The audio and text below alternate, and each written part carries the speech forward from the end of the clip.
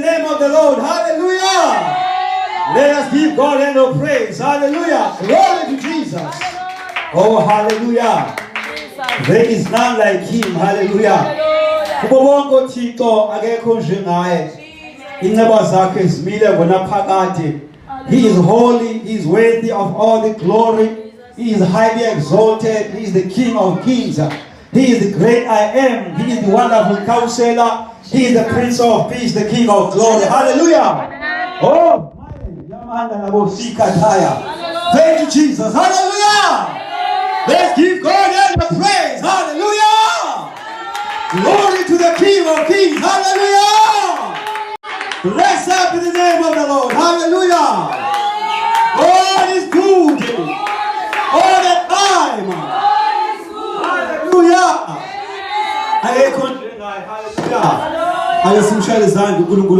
Hallelujah. Praise Jesus. Hallelujah. Hallelujah. Ufanele ukukhomba, ufanele indumiso. Akekho njengaye. Hallelujah. Moyengcwele, I greet you, my Lord, this morning. You are my God, who is my shelter. You are my God, Father, who is my counselor. You are my comforter, mighty God. You are my director, Lord God. You are my dwelling place, my Father. In you, Lord God, I have life, mighty God. I bless and honor, Lord God, your glorious name. There is no one else like you, O God. Blessed be the name of the Lord Jesus. Hallelujah. We may all be seated in the name of Jesus. Hallelujah. And we'll say my sister, Prophetess James. Hallelujah.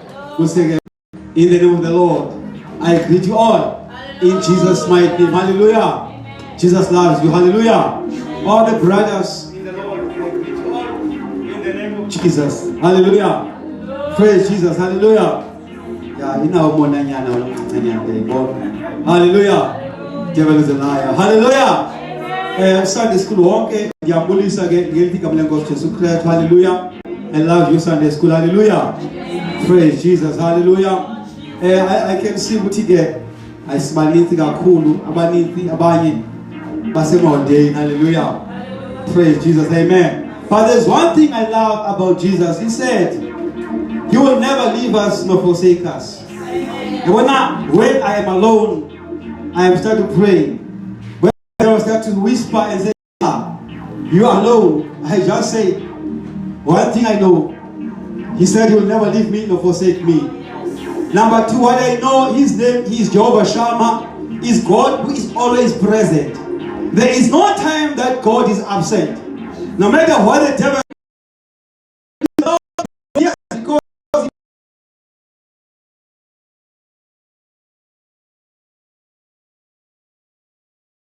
so I thank you, Lord, that you are listening right now as I am alone. Hallelujah. Even if we are few, I say, Lord, I thank you. For you said, my Father, when 2 or 3 are gathering in your name, you are present in their midst. So I rejoice, Lord, in your presence. For I know the Lord is present. Hallelujah. Glory to Jesus. There is no time that God is absent. Amen. He is God who is always present. His word says He is omniscience. He is omnipotent. He is omnipresent. Hallelujah. Hallelujah.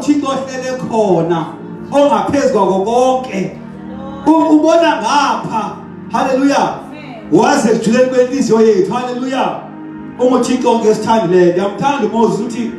Lord, you've been my dwelling place from everlasting to everlasting. Only before the mountains were brought forth, you've been our God. So He is God, no matter what is happening in life, whether life is good or life is bad, but He is God. And He is our dwelling place. We dwell in Him in every situation. Under any circumstances, we are dwelling in His presence. Hallelujah. I love David when he says, even though I walk through the valley of the shadow of death, I shall fear no evil, for you are with me. Your rod and your staff, they comfort me. So you find comfort in the presence of God, even in the valley of the shadow of death. Hallelujah. Glory to Jesus. No matter what is happening in life, if we are in His presence, siyangena kuzo zonke imeko, sidlule futhi. After sidlulile siqale si oh siyabonga. Glory to Jesus. He is God.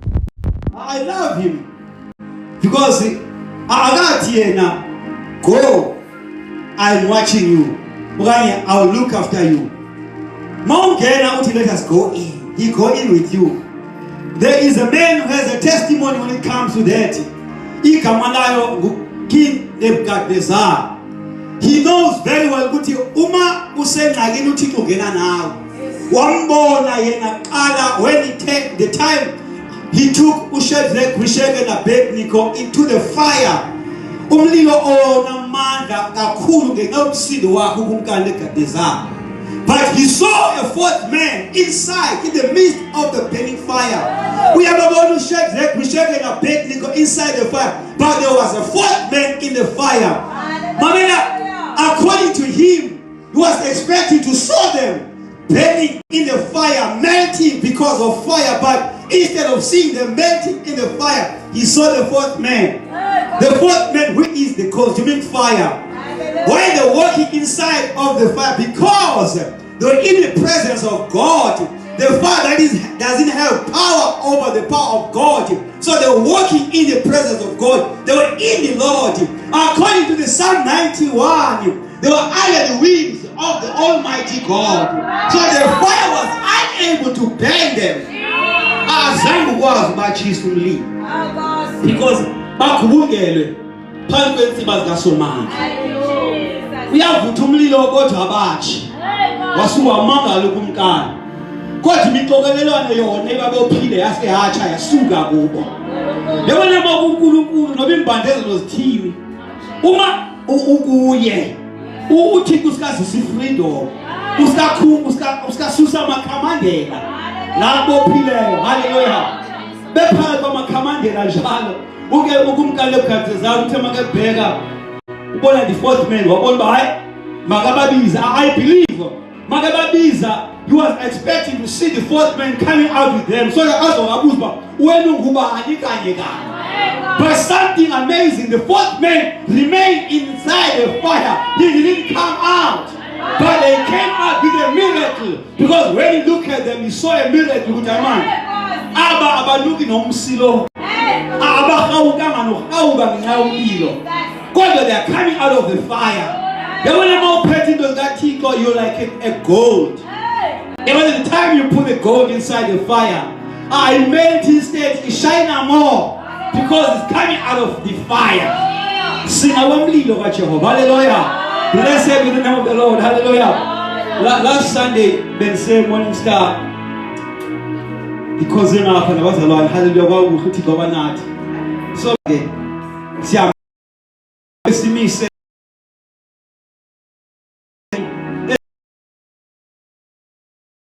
did you tell them, you know what? Sometimes when things are delayed, you don't need to complain. Because sometimes just take your steps and walk up. Samba say pray.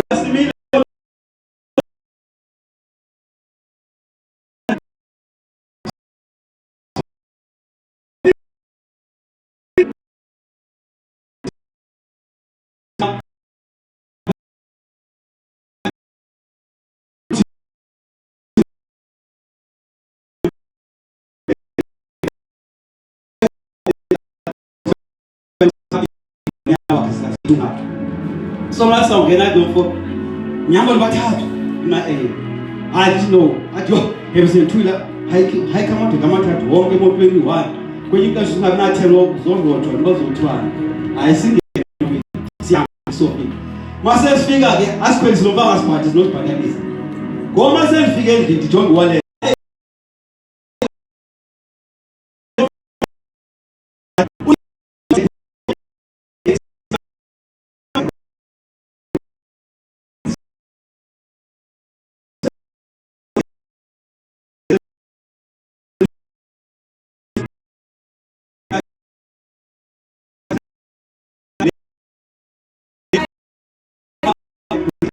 problems. Although imali ikhona but ayiyo ngoba ayizusebenza. Amandla Jesus ayisebhandetha kanti belitweni zakhe ebhayibheli ayibantshintshela ngenyama. So ubungqina bam ke obo enabo la ndithi uyamangaza ngayibona i-delay kanti God is protecting you kwezinye zezinto. So that is why it's so important naxa ushaya transport wayi belikushiye akufunekanga nokuqalekisa uthele kakubi. Just thank God ukuthi uNkulunkulu I thank that my transport is on his way. Hallelujah. So uThixo ke ulungile muhle bancane. uThixo was protected. Let us go to the word of God. So bulake kwincwadi kaDaniel. This book it's a well-known book. Incwadi kaDaniel. Iqheleke kakhulu futhi iyazeka nebali lakhona. But there's something that touched me when I was reading this book and meditating ngayo lencwadi. Kuna nje sivule kwapha ku chapter 1. Sizawuqala ku verse 1 xa sifika. Incwadi kaDaniel. Iyayithinta ke kakhulu because there are things or before we read Daniel. Let us see in the book of Acts. Acts chapter 1. What is on? Chapter 1. Acts chapter 1. Incwadi. Yes. Yes, answer. Acts chapter 1. Up from Acts chapter 1, I would like to read, I think, let me just read only from verse 4. Okay, let me read from verse 4. I believe songs are speaking. Hallelujah. And being assembled together with them, he commanded them not to depart from Jerusalem, but to wait for the promise of the Father, which he said, "You have heard from me. For John truly baptized with water, but you shall be baptized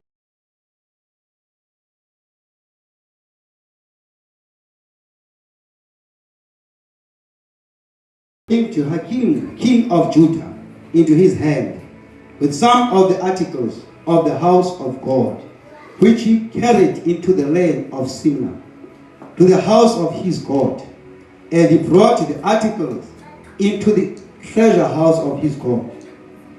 Then the king instructed Ashpenaz, the master of the eunuchs, to bring some of the children of Israel, and some of the king's descendants, and some of the nobles, young men in whom there was no blemish, but good looking, gifted in all wisdom, possessing knowledge and quick to understand, who had ability to serve in the king's palace, and whom they might teach the language and the literature of the Chaldeans. And the king appointed for them a daily provision of the king's delicacies, and of the wine which he drank, and 3 years of training for them, so that at the end of that time they might serve before the king. Verse 6. Now from among those of the sons of Judah were Daniel, Ananiah, Mishael, and Azariah. Verse 7. To them the chief of the eunuchs gave names. He gave Daniel the name Belteshazzar, and Ananiah Shadrach, Mishael, Meshach, and Azariah Abednego. Verse 8. But Daniel purposed in his heart that he would not defile himself with the portion of the king's delicacies, nor with the wine which he drank. Therefore he requested of the chief of the eunuchs that he might not defile himself. And Father, we thank you for word. We give you all the glory, the praise, and honor.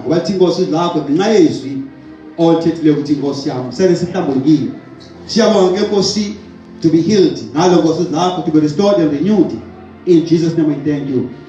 Amen. Hallelujah. Amen. Praise God. Hallelujah. So, firstly, we read in the book of the Acts. To his disciples. He commanded them.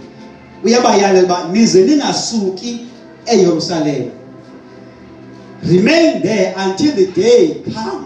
Imini yesithembiso.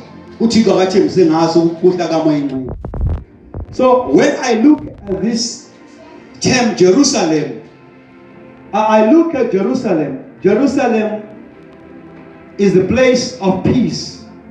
Okanye is the habitation of peace. In Hebrew, he says, is the vision of peace. So in other words, he says, remain in this place of peace. In other words, peace. Remember, the word of God says Jesus Christ is the King of peace. Okay, he's the Lord of peace. Okay, he is peace. Because the way his word said, he is peace. Amen. So if Jesus Christ is peace, in other words, he is telling them to remain in him. Don't go out of me. Don't get out of my presence. So for you to be able to receive the promise,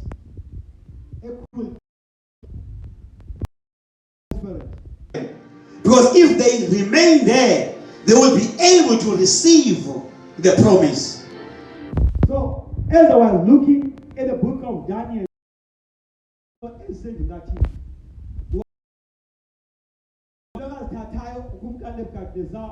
even the young men abase Jerusalem. Daniel Shadrach, Meshach and Abednego. Namsema biza amagama amasha wanikwe. Kodwa bengasonga amagama. KuDaniel manje wafunda amagama. KuDaniel, kuHananiya, kube uDaniel kwaba kuHananiya, kuba ngu Mishael no Azariah. Hallelujah. So now, manje ijonga ithi nxa Daniel, uDaniel that time was a young man, ephako 16 years. Kuba kuthi kuthiwa abadoda uthi ukumkani ke ngokuyalela umphathi mathenwa uthi makawatyumbela amadodana alomhlakana ahlakaniphileyo who will be quick to understand. Bazotrainwa bafundiswe the literature zonke izinto zapha. Hallelujah. Uthi abazakwazi ukhazi babambe. So in other words, they are going to be prepared to work in the office. Yofukumkanini. Uthi ekhethe the young man. So man find out Daniel nabakalelwa umthetho ngokumkani. For a certain profit, ukumkani when they budget a special budget for them. Because the training period based on 3 years. Get to ukumkani bebezozi degree or diploma, I don't know. Kodwa bayotrainwa bazoba nolwazi lonke so that bazoba able to ukuthi basebenze kwi-office yasebukumkani. So masebathathwa chief of the eunuchs aba base bakayuda ufuna ngezembona ufuna nabo bafithe baqualify to be in with them ubatshintsha amagama ukuthi they are no longer Daniel lamagama benawo ubapha babo uba uDaniel enza ukuphetha zabo benguMeshach no Abednego lapha bonke lamagama. Glory to Jesus. So in other words, he's changing their identity. They are the children of Judah, but in other land, Babylon. In Babylon, we have a change of this. In the heart of Daniel. I like to Daniel, yes, he said, so it means yes, noba sikwelilizwe kodwa thina singabo abelilizwe. So asizotya ukutya kwelizwe. In other words, isimilo sethu akuzoba seselilizwe. Ngoba singamilisa okwelilizwe siyawuske simphoxe uThixo wethu. I don't want to defile myself before the Lord. So he spoke to the king, okay, to the master of the eunuchs. But now asizokwazi basizingcolise ngokutya kwakumkani. Sicela thina olwethu uhlobo lokutya. Ithi le ndoda hey lento yenza inzima ubeka intamo yam phezulu kwegoqo ubika umkani izondilimaza.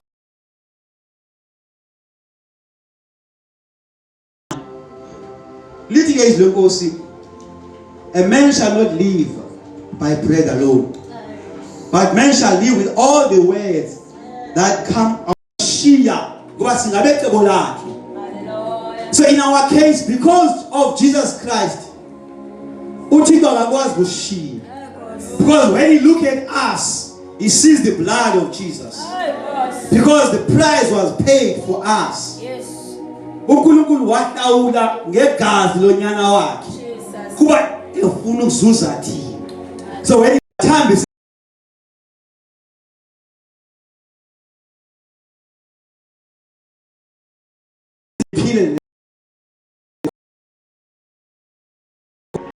days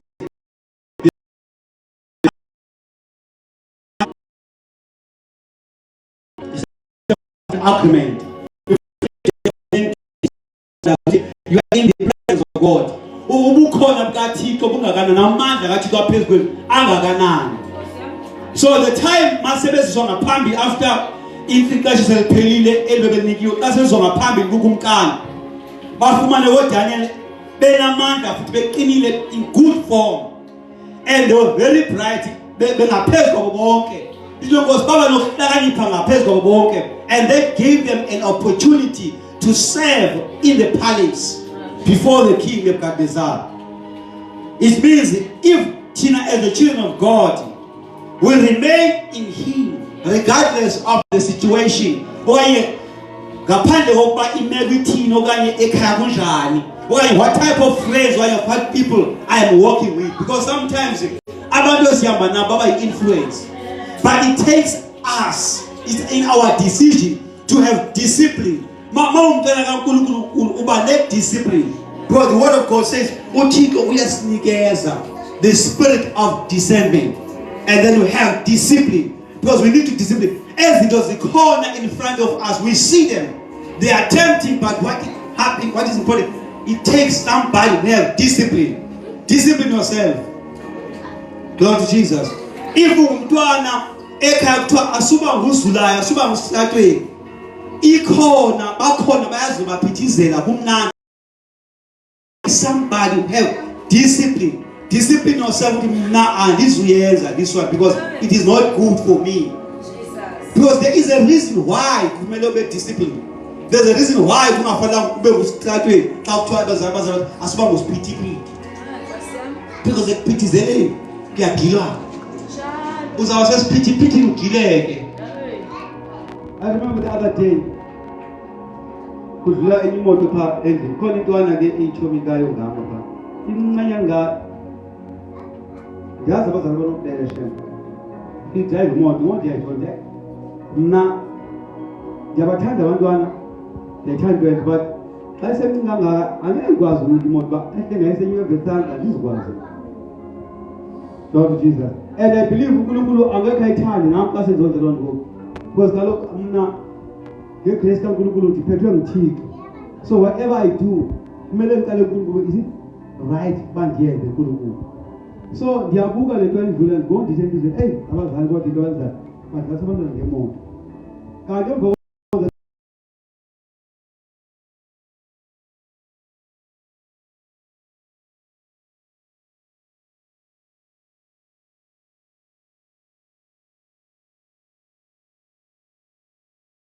wachayela yawukwenza sema ichayela ivutula negeti zakhona wavutula yonke into wachayela imoto iphele kungaphambili ngoba izinto bayakhuza abantu kubembambe ukubamba kanye ngabafuna ubethwa wena kodwa izinto kodwa izinto abazali sometimes you don't think about the result.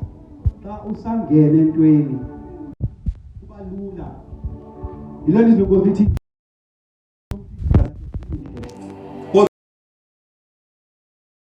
ekupheleni kwazo nokufa. Because wena uyayijonga ungajonga ama-results, ujonga kwimeko yangoku. Sometimes you can take a risk uhambe wazi kapha awuvumelekanga uhambe because there are traffic officers and all those things, but ube nento ethi hayi suka today maybe it's the weekend, you want to take a risk, but sometimes kuyenzeka ube nama-results awazi kamnandi abuhlungu. So when I look at it, you want to put them above it. So at the same time, which I said, you want was very bad is all about the Bible. But there's the one easy. You know what? Overtaking more. Overtaker. I'm not calling you to come by. You know what? I got myself calling you to come. So it means that's why you take your premeditated and you're going to be a team. I bet you don't alone. Okay, no, okay. What you make in your case, I'm going to go down and I'm not. If we know who are we in Christ Jesus, siyazazi uba kunendlela thile singahambi ngazo. That is why if you look at these guys, bazazi babathinjiwe, abana authority, but baphethe baphansi kwamagunya athile, but they know there is a God who is greater than all the authorities whom they serve. But God uThixo yena sizokumhlolela. Yes, sithinjeni kwethu sivumele ukuzohlala kule ndawo, and we take every training sinikoza kodwa anything that will take us away from God, we are not going to take it. Yes. This is very important, not especially during this time of the year. There are many things as a suicide because of the short time, this small time since he started is and the word of God says, I am coming very soon, and we don't know when is soon, oh God, Jesus Christ, but he said very soon. Jesus. It might be tonight or tomorrow, we don't know, but he said very soon. So that is why it is very important that every moment that we get, let us remain in his presence. Let us speak the word of God. Because when we live in the world, we are preaching the gospel to other people. They start to understand, hey man,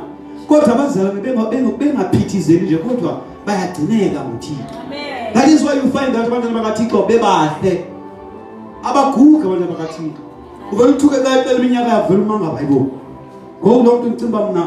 usemncinci kodwa iminyaka mininzi but yena usemchamuhle because uphansi kugrace kaThixo. Kodwa umuntu ohamba ngokuthanda kwakhe etya yonke into le. Yabona lithi lenkosi abafana, there's batye only the vegetables. Bebebahle, they were stronger than any other, all the other men, and they were wise. So uma sikuKristu uJesu sitya okusibekele nguThixo only. Because ezinye zonke izinto azikho good for our health. Glory to Jesus. Even ukuthetha kwethu kuzawutshintsha kube yilento uThixo ayifunayo because sihleli kuye. Lithi pha in the book of Psalm 23, David Pauti, the Lord is my shepherd, I shall not want. But he makes me to lie down in green pasture. So in other words, if we are in him, God himself, he is the one who will make us to lie in green pasture. Glory to Jesus. Would he leaded me to the path of Russia? So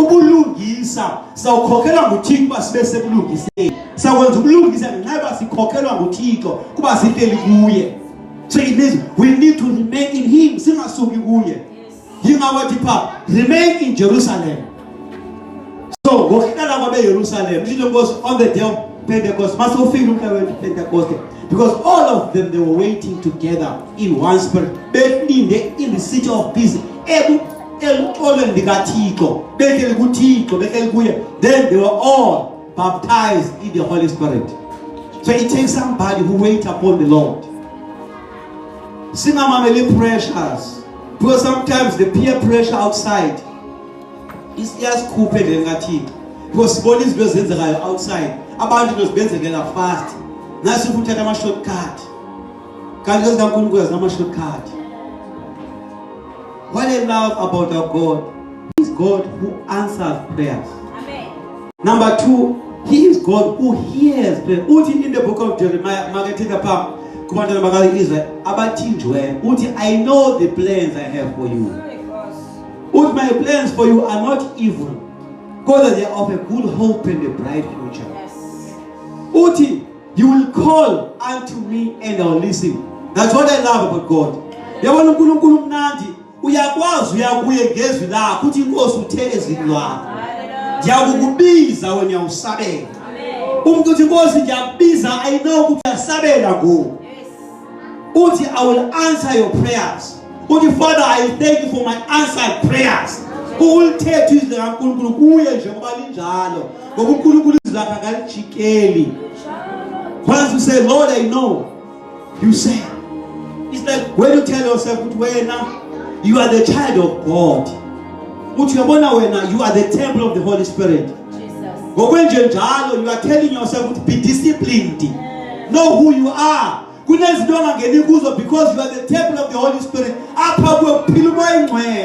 So khona indawo nginawukwazi uhamba kuzo kunezinto nginawukwazi uzithetha wena because you are the temple of the Holy Spirit.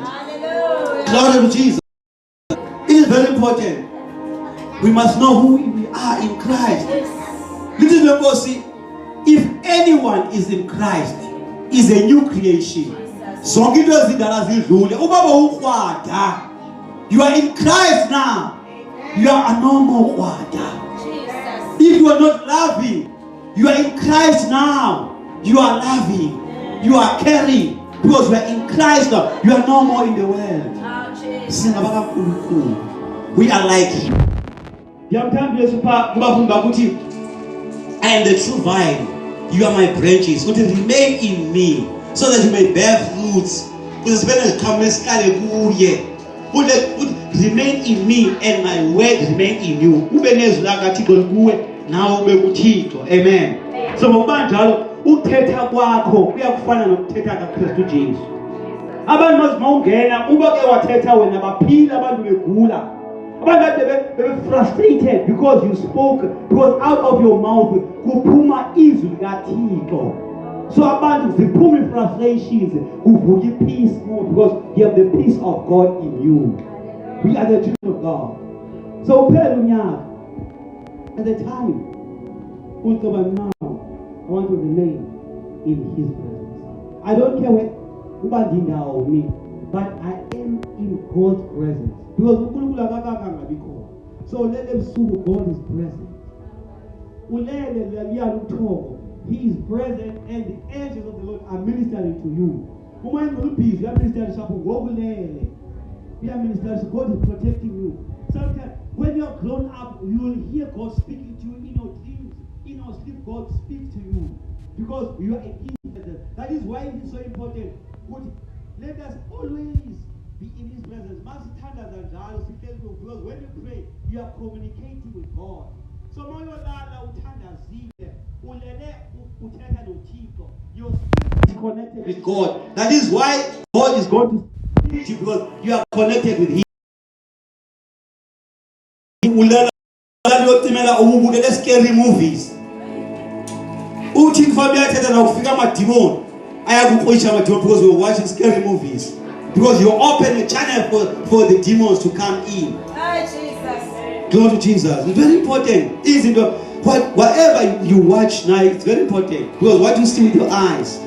Because America way to camera, they take images. Then sing in your brain. So you take these images and you keep them. It's up to you. Take what is good. That is why because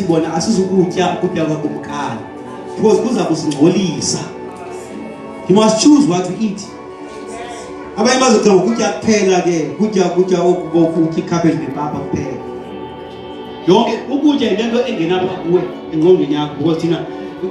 you read the word of God, must get into your mind, then in your heart, it says this way up. So what you eat, you do boy, you buy it there. Kuphilwa ngenhlamba. Noma sibophakathi kwabantu, ikhona ezakwazi ukuthi uyikhafule. Inside the church, ilento kuba nabantu wena, my sister, a prophet. Kunabantu banoyesu abancinci kakhulu.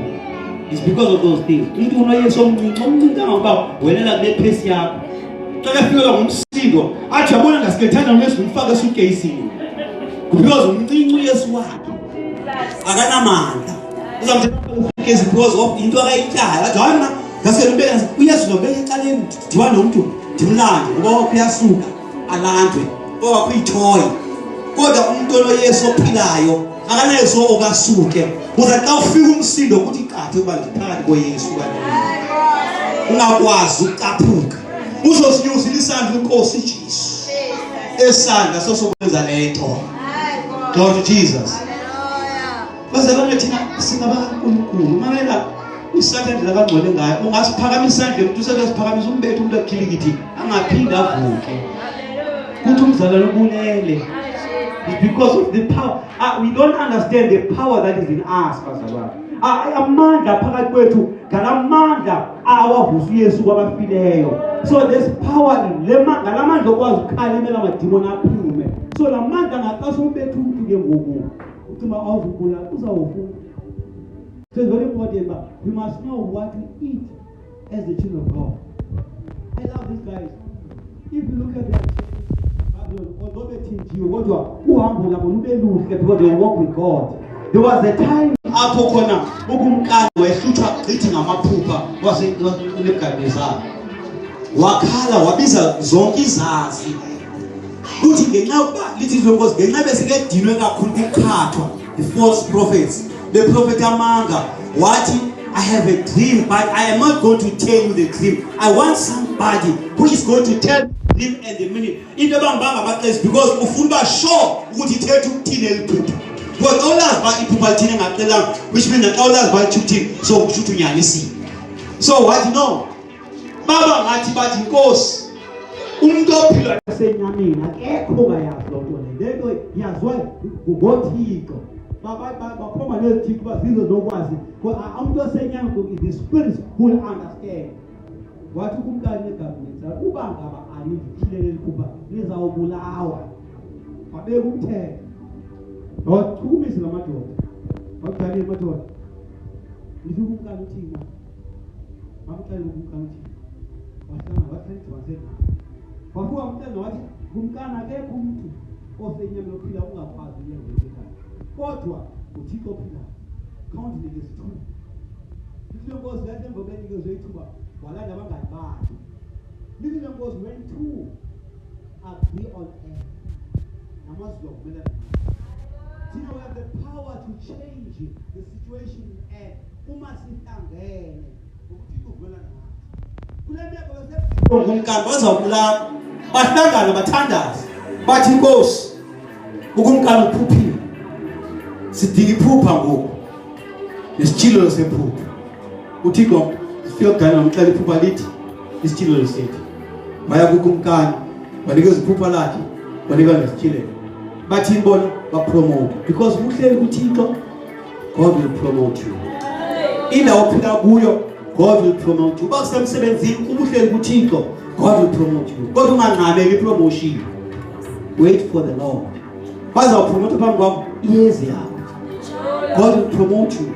And sometimes ungajonga promotion kanti akuyiyo le oyijongileyo lapha emsebenzini. Uthixo unenye akujongela kwalapha emsebenzini kodwa nodwa oyijongile. Kuzapha ukuxelele thina sathandaza apha sithandazela ukeyboard player. Sathi uthixo umuntu phaphandle ozozoba ukeyboard player kanti uthixo elinecebo lakhe wazisa umuntu ozawutrain abantu for wathi hey train abantwana wena ukudlala ikeyboard bakwazi ukhalisa ezinkonzweni wathi hey zisana abantwana sanomntana ukhalisa wafunda namhlanje asinawari yezibona namhlanje kusezolideni kodwa sikhathazeki because yazi ba uthixo usiprovide haleluya akenza indlela yakhe because babeke thumela umuntu usuka phaya beza umuntu usuka phaya ngoba abantu bazawusuka phakathi baleka ezakhe wona indawo xa efika apha ngokuvuke la nto embalese pha aphinda baleke sisheke sinamuntu kodwa lo lapha yena noba uyagoloza alabazi ayisibhaqe ngoba umntana la saphicha ubafuma mena khalisa pha akhalisa basibaleki ba zonke izinto eziletha phambi lo sifune kuThixo zonke izinto sifuna kuye uThixo sifuna unika the original things angakuniki fake things no temporary uThixo unika the original one Lord Jesus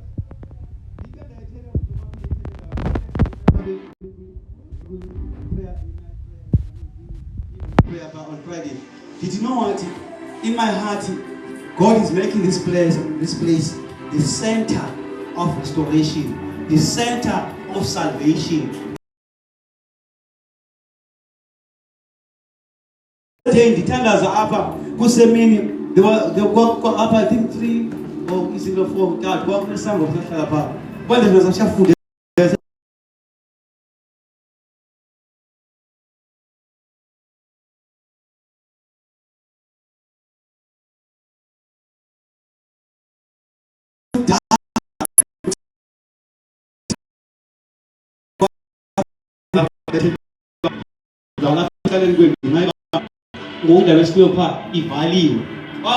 in the same sport kandawo kanti kwakunesango makhona ukathixo sengicinga ngemva kokuba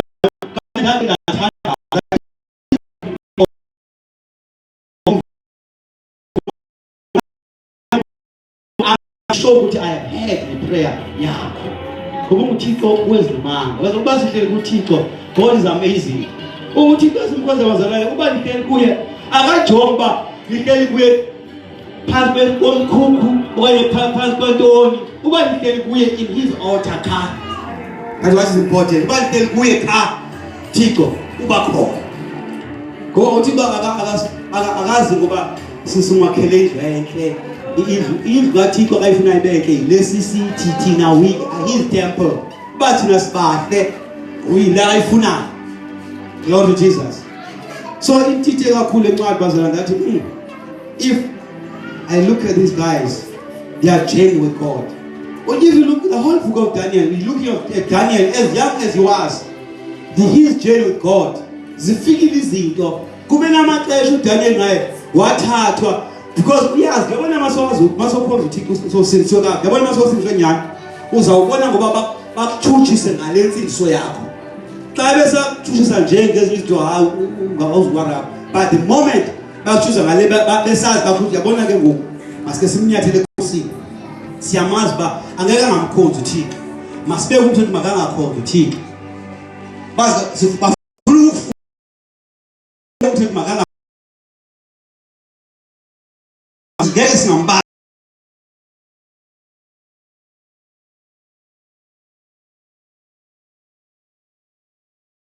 they want to Daniel bathi beziyelele baya kukumkani hayi uDaniel akahloniphanga yena Lord Jesus bahamba babeka umthetho ukuphula kodwa baforcelwa makawubeka ubeka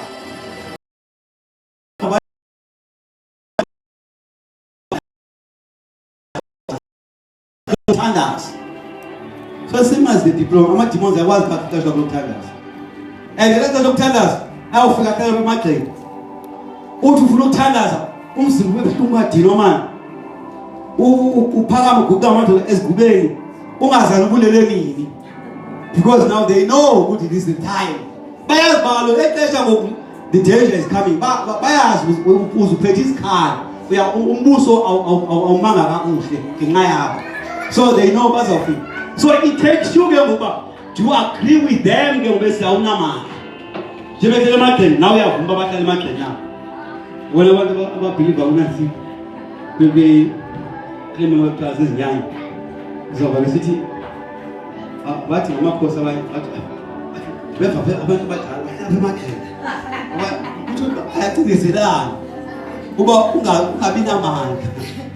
is why I feel the not even but we walk about you don't tag to cocos bar. I want to go to Satan who would tag to cocos bar. Oh, me told them to cocos bar. Why? Because Satan is deceiving about our team. In daughter, to cocos bar. Uba sis who took that cruise, cool one bar. I gave you cool one bar. Was it just help us, Lord? Then my man, is it? Then ngayazi waqala ukumkani bakhe yena kuthi uking sombanda so nabantu bakhe nebandla khona kwakhe baba ngoku into endimamele izo xa ndiperforming apha bem-interview khona uthi yena kusho yena uyabuzwa ngulo mbuza ngomnye naye okhoza lento kuthiwa African spirituality bakhoza umoya wase-Afrika whatever indaba ebiza ku-Afrika babo uthi African spirituality uthi kuye njengoba ke wena uJesu Kristu ungekho kuyo ngamali phambi kwebandleni uthi hayi kaloku bakhoza mina uNkulunkulu wabo ngoba ndithi mna king somnaba so bakhoza mna unkosi ongumnaba wenze generation bakhoza yena ngoba khona apho athi phela mina phele ngoku ndifunda i-comments uthi omnye kuma-comments uyabona-ke abantu ngendlela abalahlekiso ngakhona okanye sitsho ngokwakho ba yiluthwele bazathi uyaxokelwa. Because abantu, they don't want to take the truth, bafuna into eziyifake ezigijimayo. Because ngamandla kanawo, ngamandla othutyana agijimayo. So abantu bafuna ezo zinto abazukholwa ngoku iphume akutsho yena straight. What? Mna ndithwele. Kutsho yena. So abantu once umuntu athi amfuna Yesu, u-antichrist lo. And lebo sithethe kakuhle ngo-antichrist. Abanye bayatsho ngokuba bathi hayi mna ngu-antichrist. Then thina spirit gijima sibalande. Kodwa lebo sithethe kakuhle ngo-antichrist. Abanye bathi le nkolo asoyethu thina. Iyabelungu. Kodwa xa uthi ayiva ayiqala ulibala. Ayithi mna ndifuna belungu. Uthi unguThixo wenhlanga zonke. Akakho ecele khona into endithandayo ngayo okanye iyabelungu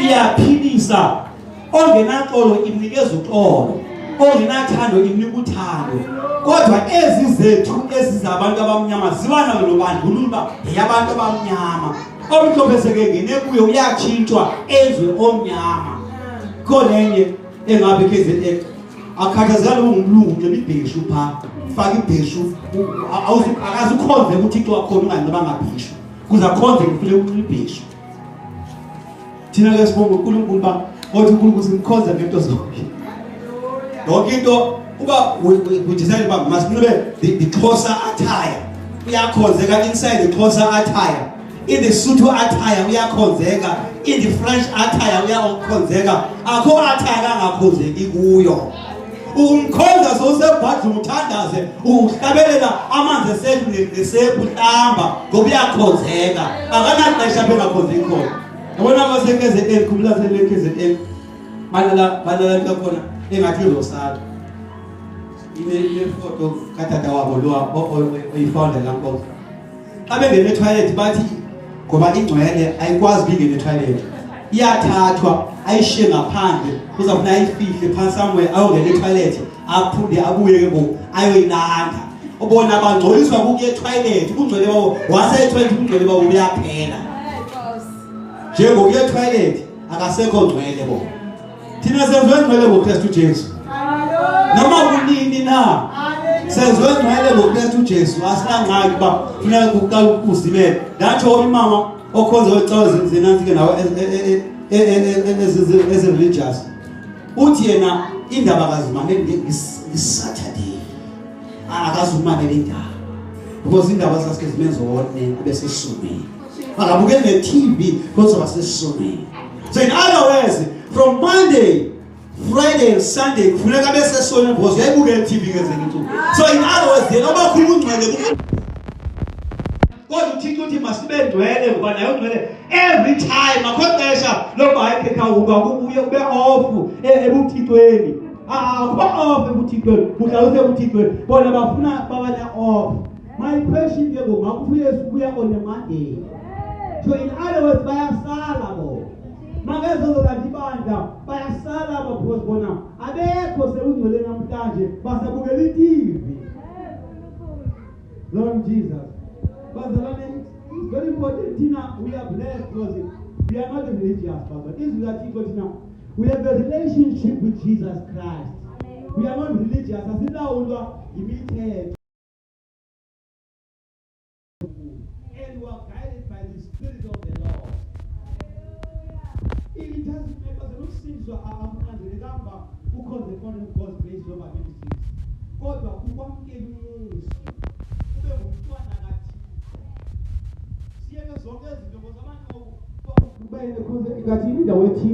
yona bhetele kuwabona babambe imithetho xa bezawuthenza bayakwazi baguqe balale phansi babe behamba babe begobekile so bona babangcwele. No, Jesus Christ make us holy wazalwane yesiphile ngezwi likaThixo sincedwe nguThixo. That is why I normally say xa uphuma ubuyaphuma nobuya emsebenzini ubuyaphi xa ukuthetha izwi kaNkulunkulu apha kuwe uthi Nkosi I thank you, I am going to work now. Dibonga ukuthi you are my hiding place. You are my dwelling place. As I am walking, I thank you that I am walking with your angels. They are taking charge over my life. We tell them because it is there. But now we are these are to existence. We are in take back. Who was who faith? Amen. Glory to Jesus. I don't want to talk about the long time about it. About it. Say, our Father who art in heaven. So you are telling yourself, this is our Father who is in heaven. He is my Father. You know that you have a Father who is God.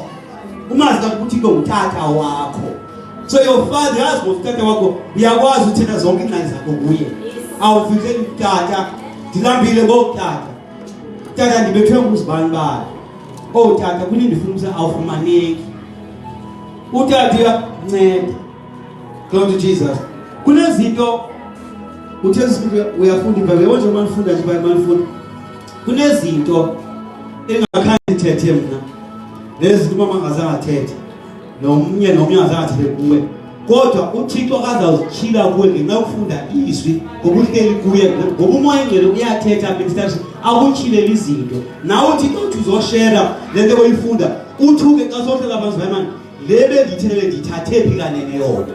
Kube kumoya engcwele utheni okuncedileyo. Ubuthe uhleli kuye. That's why baqonda asisuki thina uThixo ngoba seBabylon asizokuphila singcozeni into zaseBabylon kodwa sawuphila singuThixo.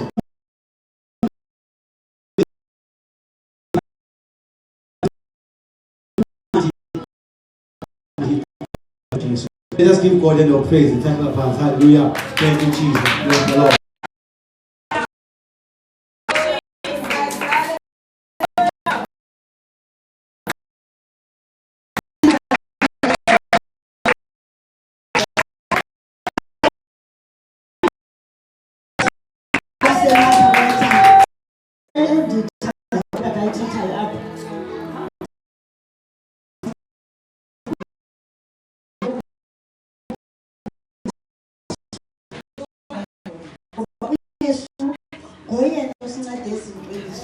Amen.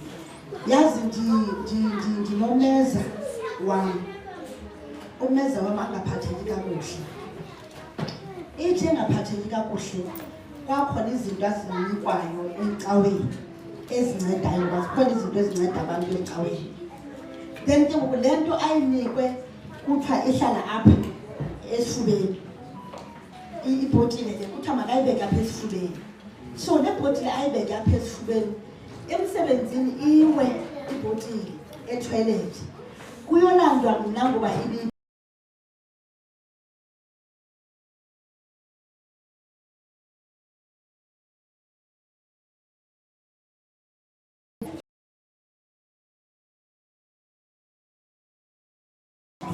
kuba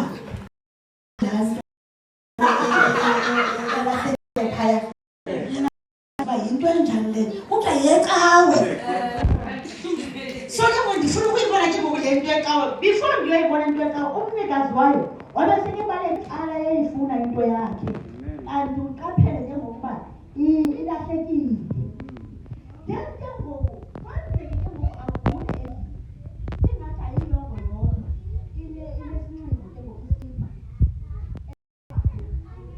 then ke ngoku kwenzeke uba makagule endlini. Ugula esiskipa esibeke apha ukuba ukhusele indlu yonke. Then ke ngoku kwenzeka ukuba nxa isifa kamnantaka isinye into yokuba ubaba ukhona. Then azame indlela zokuba makabetha nje ayamabutho okubaba ukuba ubaba ancede. Uyowa ke ngoku phantsi engakwazi ukubamba esi skipa esisinobaba.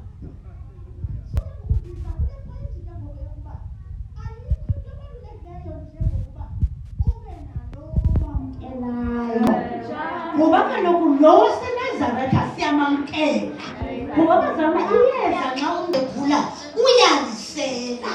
So uYesu Kristu wenza konke apha ezimpilweni zethu ngokuba ekhona apha kuthi singagxeki bangcwele abantu benza izinto ngoba siyayazi uba ngomsoyilayithi izawufika nakubo. So ke ngoku nowaseNazaretha uYesu kunothi xa simamkeleyo ayincede impilo ngoba kaloku simamkele asimdingi. Masiqapheleleyo into xa udingileyo uyayikhupha. So asimdingi uYesu siyamamkela. So xa simamkeleyo abe uyenza umsebenzi ezimpilweni zethu. Uyasiphilisa. Njengoba ukhona kule ndawo awuziva mnandi uze ngaphambili sithandaze ukuba uYesu ophilisayo ukhona kule ndawo. Iza ngaphambili uba ukhona kule ndawo uyaziva andiziva mnandi. Lo ophilisayo uYesu waseNazaretha akuphilise egameni likaYesu waseNazaretha. Uba ukhona umntu ololu hlobo ongaziva mnandi nje ngicela eze ngaphambili egameni likaYesu Kristu waseNazaretha. Simbonge ke uKristu xa siphile sonke. Uba ukhona othi mna ndikamamkela uYesu ukuba ibe ngumsindisi wempilo yam, iza ngaphambili nawe sithandaza nawe egameni. Into ebalulekile kodwa zonke izinto ukuthi umuntu makabe noYesu. Haleluya. Siyambulela ke uKristu Yesu kakhulu. Sive izwi lakhe elimandi ngelo nahlobo. Ndimandele kulaa ndawo endihleli kuyo. Ndibuya emsebenzini bangcwele. Ndibuya ku-night shift and ndisaya ku-night shift. Ndisaya ku-night shift. But ke ngoku ndizawufika emsebenzini ndigcwele amanzi ezulu ngoba kaloku ndizabe ndinambitha izwi ngoba izulu kaThixo sisimihle ongamsayeka loo ndawo lendlela eqalileyo. Limnandi izulu kaJehova. And ayonto elula nje bangcwele ukufunda izwi likaJehova. Uba soyifumelele ngoba uhlukane nayo ube soyabambelela ngoba ayonto elula ukufunda izwi. Amen. Bangcwele ayonto elula ukufunda izwi. Usathanda akakubukeli athi hayi kulula yenza nje ufunda nje wena izwi likaJehova. But uphazamisa ngandlela zonke ukuba izwi lingafundwa ngoba uyazi uba izwi liyamnceda umuntu. Masiphakameni isimeni ngeenyawo zethu. Siyabonga Nkosi uJesu. Siyabonga mdala wezinsuku. Siyabonga ndinguye endinguye. Sibonga izwi lakho eliphilayo, elinguwe, elinamandla. Wena uthe zonke izinto ziyawugqitha ushiyeke lona.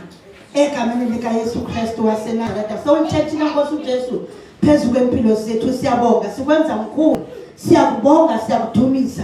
Uthi Nkosi uJesu sibe ngabenzi bezwi, singabi ngabezi nje bezwi lakho.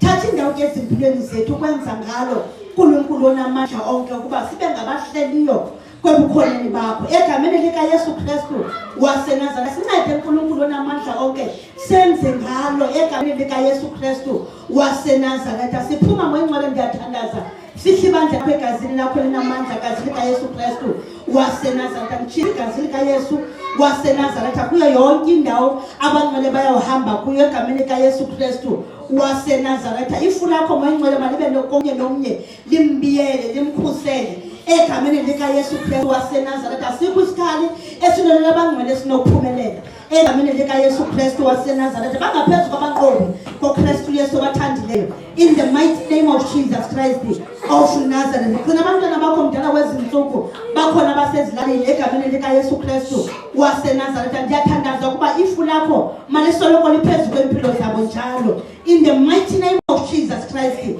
of Nazareth. Siyabulela ke mdala wezinsuku, sikwenza mkhulu, siyakubonga, siyakudumisa Jehova ongumalusi wethu egameni likaYesu Kristu waseNazaretha. Father, we thank you in Jesus mighty name. Amen. Enkosi kakhulu izindlalifa uThixo makanithande anisikelele. Amen.